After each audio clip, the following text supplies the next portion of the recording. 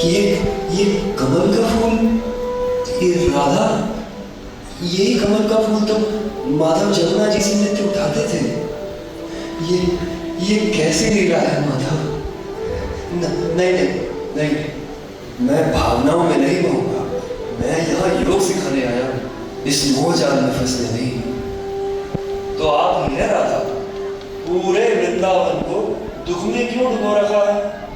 कान्हा कितने पीड़ित है मालूम भी है तुम्हें? कान्हा नहीं लौटेंगे, दुखी होने की कोई आवश्यकता नहीं है। हमें कोई दुख नहीं है उद्धव जी। कान्हा कहीं नहीं गया है। फिर जो साधु उसे बुलाना कैसा? वो तो यही है। माधव यहाँ कहाँ है? माधव नहीं है यहाँ, पर कान्हा है। ध्यान से देखिए उद्धव जी, कान्हा कहाँ नहीं है? अभी मेरे साथ भी तो वही है। राधा का जीवित होना इस बात का प्रमाण है कि उसका कान्हा उसके साथ है। सच्चे प्रेमी कभी अलग नहीं होते उद्धव जी। आपको नहीं दिख रहा? मेरे पास राधा की इस बात का कोई उत्तर ही नहीं। मुझे तो स्वयं अब बंसी की धुन सुनाई दे रही है। ऐसा लग रहा है कि वृंदावन की हवा कृष्ण कृष्ण पुकार रही है। राधा की आंखें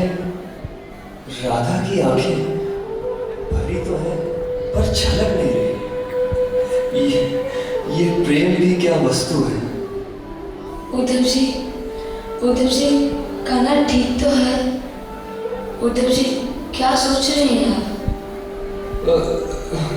क्या बोलूं, कुछ समझ नहीं आ रहा है। उद्धव जी, कान्हा ठीक तो है? हमारी राधा को रोने से मना कर गया था, इसलिए सारे आंसू आंखों में सजोर बैठी है। मैं क्या सिखाता राधा को, इन गोपियों को? त्याग, योग, समर्पण, ये तो स्वयं समर्पण की मूर्तियां हैं। कोई महान योगी ऋषि मुनि भी क्या समर्पण करेगा जो राधा का कृष्ण के प्रति है? समझ गया हूं, सब समझ गया। माधव ने मुझे वृंदावन क्यों भेजा है? मेरे गुरु ने मुझे शिक्षा दी, योग से ज्ञान साधा जा सकता है, पर जीवन का रस तो प्रेम है। बस